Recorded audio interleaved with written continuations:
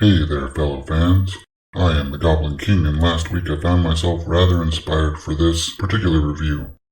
It came about as a sort of happenstance, an algorithmic happenstance. I happened to open the YouTube app on Sunday, I believe, and one of the first videos I saw in my feed was this really strange one. It was a clip from an anime I'd never heard of before. Now, that's nothing new. There are a lot of anime out there that I've never heard of. However, the title for this clip kind of struck me as strange, and the artwork looked pretty good, so I just let it play there in the feed. Then, the most bizarre thing I think I've ever seen happened in that short little clip. When I say strange, I mean it. I can't rattle off every weird thing I've seen in my anime viewing life. Oh my god! Seriously, if you know what that anime is, you know why it gets that reaction. However, I can tell you that I've recently been watching JoJo's Bizarre Adventure. So, when I say this was strange, this goes even beyond JoJo levels. The, presumably at this point, main character grabs this girl's ribbon, and she immediately gets like 8 months pregnant. He grabbed her ribbon. That was all. It was legit one of the most bizarre things I'd ever seen. I had to know more about this. I had to watch it and see what the actual fuck was going on there. So I did, and this week's anime review is on an older, definitely more obscure anime called Big Order. Now, this anime was not particularly well received, and it had a total run of just 10 episodes with no second season in sight. Before we get too far into that, the anime follows the character of Eiji Hoshimiya and is set 10 years after a global apocalypse, which killed off approximately 80% of the global population and paved the way for what are called orders. Orders are people who gain supernatural powers after making a wish. Each power is based, even if loosely, upon the wish the individual made before gaining said powers. Each power also comes with an avatar, which we'll get into those in a moment. So it is believed that Eiji himself caused the Great Destruction 10 years previously when he, as a 6-year-old child, wished to be like his favorite manga character and rule the world. He was 6. 5 at the low end. 7 at the high end. Though most of what's left of the population is unaware of this, as Eiji has lived a mostly incognito existence for the past 10 years, only being noteworthy for cutting class early to visit his sick sister in the hospital. The anime doesn't really begin till a transfer student, a girl Eiji is immediately smitten with, Rin, shows up at his apartment and then tries to assassinate him because she believes he's responsible for the Great Destruction, which killed her parents and gave her the ability to heal herself or others or even things from any injury. Literally any injury. She's basically immortal. Eiji winds up using his own order on her, which allows him to put a kiosk on anyone within an area he is able to claim as his domain. Even so, he still winds up captured by the Group of 10, a group of orders that wanted to prop up Eiji as a puppet king in order for them to take over the world, and the story unfolds from there. I mentioned the avatars earlier, and I think this is a good time to talk about them a little bit. They were sort of like the stands, sort of spiritual creatures that can manifest and interact with the physical world.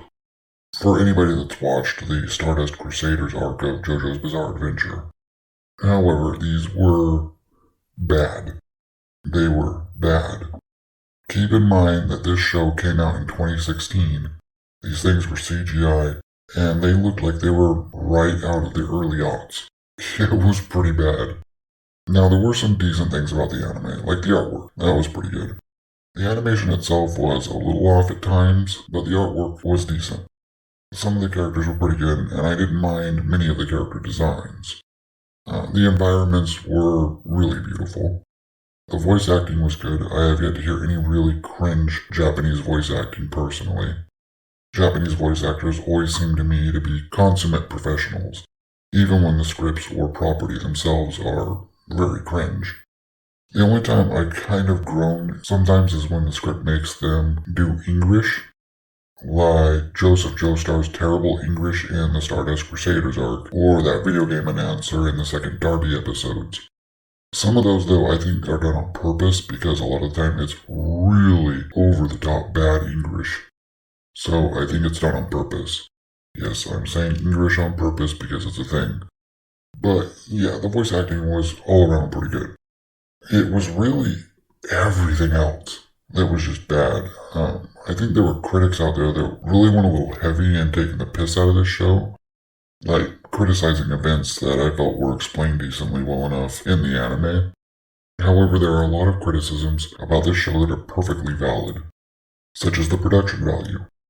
Those avatars were gods awful. Again, some of the animation was definitely lower budget.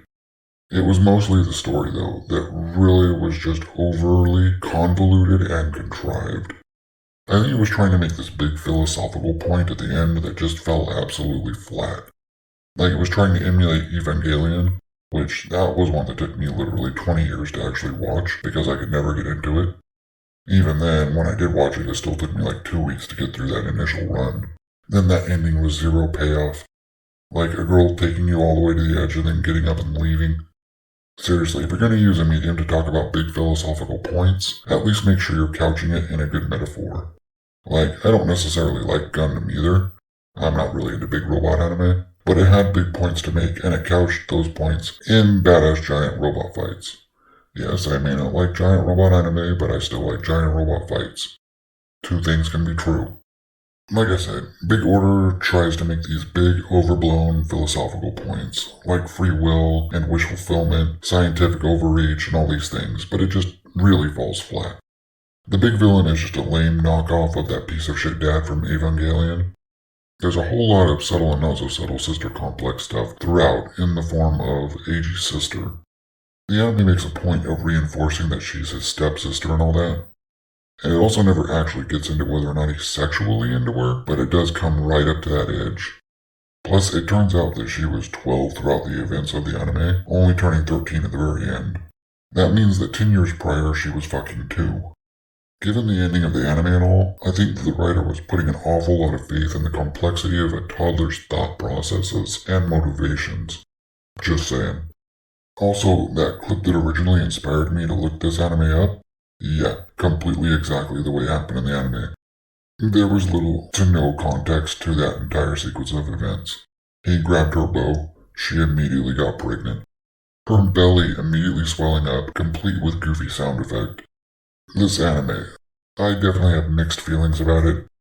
There was a good idea there that was haphazardly pulled off. Like the author was wearing himself for a hat when he wrote the thing.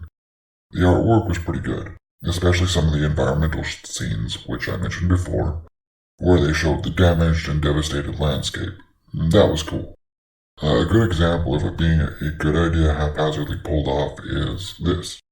The creator really tried to pull off this sort of dystopian feel to the land and the people, but then you have the opening scenes, and it's a typical sort of slice of life high school classroom scene. Students sitting in their class and having a normal day at school.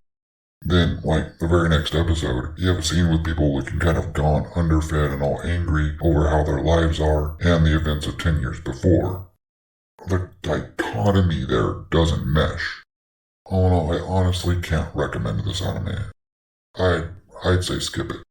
However, I think that's all I've got for you tonight, folks. I've got some things to do this week that require my time and energy, so this anime is coming out a day later than usual. I'm currently recording this on Thursday evening or Friday morning, but I have to be up early, so this is getting posted probably early Saturday morning once I get everything done, since nights are when I usually do my editing and all. So I'll just say that I hope I see you all on Saturday for the Week in Pop Culture, which I should. Leave me a comment in the handy section down below. While you're down there, seriously don't watch this anime. It will make you sad.